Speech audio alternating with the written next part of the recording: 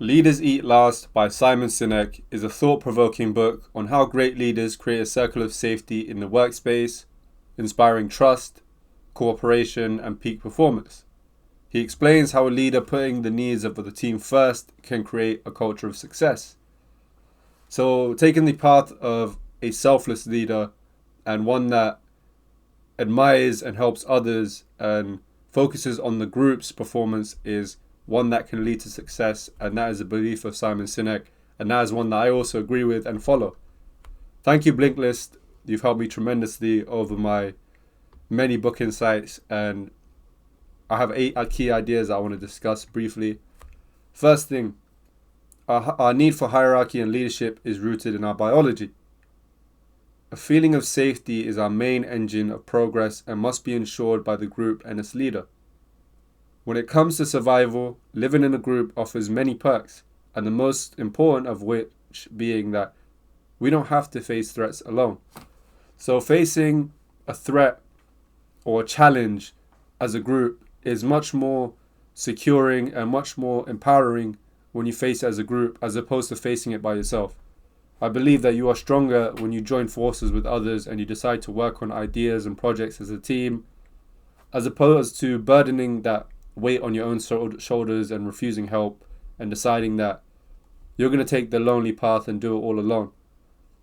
Naturally, we want to be a part of a team. Naturally, we want to be a leader or have a leader in the group to ensure that we reach our targets and we are accomplishing things. So it's something that we even just are naturally lean towards. This provides us with a feeling of safety that allows us to concentrate on progress rather than avoiding threats. But safety doesn't just come out of nowhere. It is the group's leader who draws a circle of safety around their community members. So when you don't have this feeling of safety, you resort to your fear of unsafety and you just avoid the potential resistances and threats that come your way, as opposed to focusing on progression and achieving your goals and the group's targets.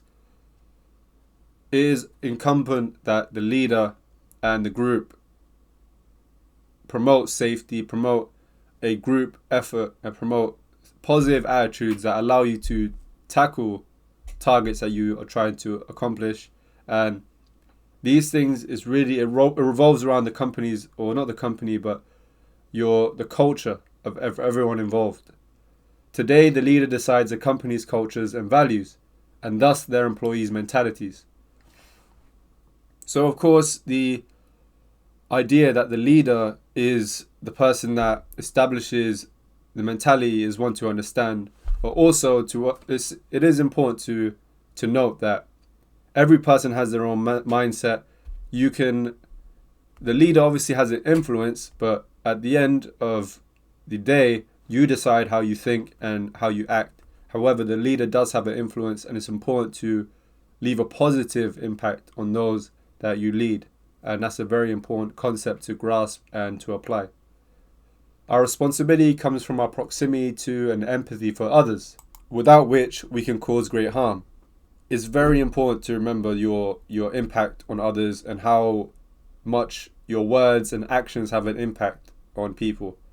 If you are someone who constantly leaves negative impacts on people and says negative words and does negative things to people, you're going to be someone that's disliked amongst others, and you won't be welcomed into communities. You won't be someone that is looked towards as a friend, as someone that can help grow. If you want to be looked at as someone that is helpful, someone that can help the community grow, and someone that people want to look towards when they want help, and someone that is a friend, you need to consider empathy. You need to consider these important aspects of communication and building good relationships and networking, so you can just become someone that is beneficial to others. You want to have benefit to people. You want to make sure that the impact that you leave, the footprint that you leave, is one that is respectable, one that is positive, one that is considering of how others feel too. Bad leadership has contributed to modern day selfishness and the dehumanization of others. So what follows bad leadership is people that take on the bad leader's habits and actions and words and they apply it in their own lives, affecting not only those people, but who their actions affect around them. And it causes, like how it says, selfishness and dehumanization of others. Modern day society has become addicted to better and faster performance. Integrity and the ability to bond with others are essential for leadership. Integrity is about sticking to your word and following your actions that you do is in congruence with your beliefs and your words. Ability to bond with others is similar to the topic I've talked about understanding empathy, understanding conversation styles, being someone who tries to see things from other people's perspectives, takes into consideration how you can leave a positive impact.